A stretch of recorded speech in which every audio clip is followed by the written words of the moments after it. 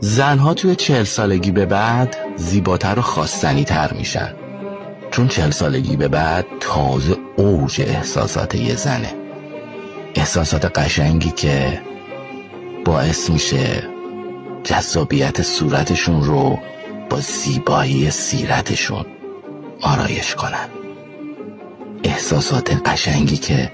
اگر قرار باشه فوران کنه توی 40 سالگی به بعد حتما خود سفارت بهشت روی زمین. شاید کمی موهاشون سفیدتر شده باشه و اطراف چشماشون کمی چروکتر، اما تازه میدونن که دیگه زیبایی به کسی بدهکار نیستن و اگر کاری هم انجام میدن برای خوش اومدن خودشون و حال بهتر خودشونه.